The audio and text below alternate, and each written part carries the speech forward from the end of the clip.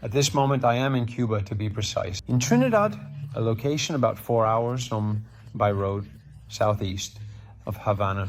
And right now, here in this city, because it's a city of tens of thousands of people, there is no electricity. I am lighting myself with this small candle, and especially with my MacBook, otherwise I wouldn't be able to make this video because you wouldn't see me.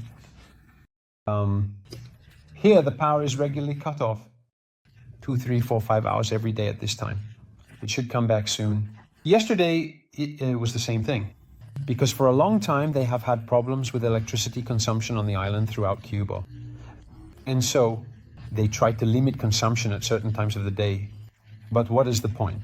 I wanted to tell you about this because the point is this, that here, this thing doesn't bother them at all. It's incredible. I mean, it's not that they're happy to have this inconvenience because it's a hassle for everyone. Imagine refrigerators, devices of any kind. But they have an approach towards unforeseen events like this or difficulties that is completely different from the Western one.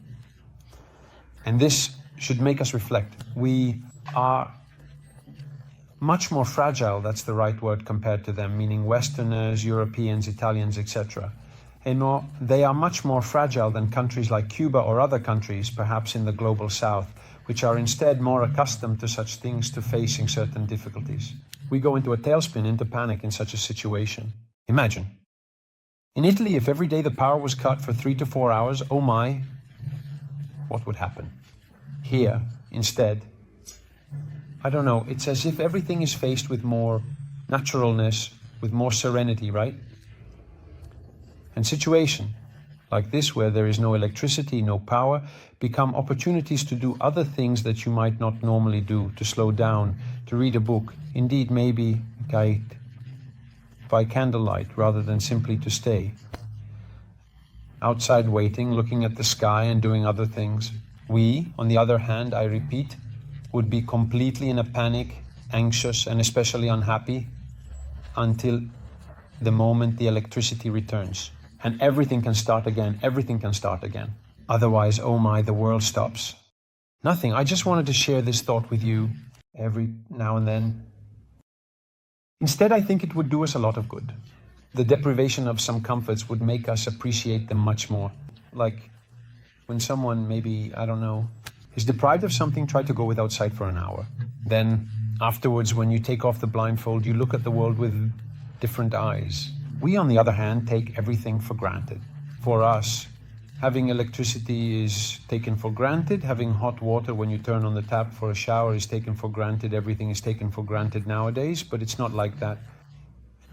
And it's nice, in my opinion, to have opportunities like this to rediscover how truly and undeniably precious certain comforts are, and how little it takes for us to go off balance. I hope I have conveyed my thoughts on the matter to you. Now I think I'll go back to closing the tablet because I only opened it to give myself some light. Actually, I have little battery left. And nothing. And I'll continue my evening waiting for the power to come back. No, I'll continue my evening trying to think a bit more about how beneficial some deprivation could be for us every now and then. Bye.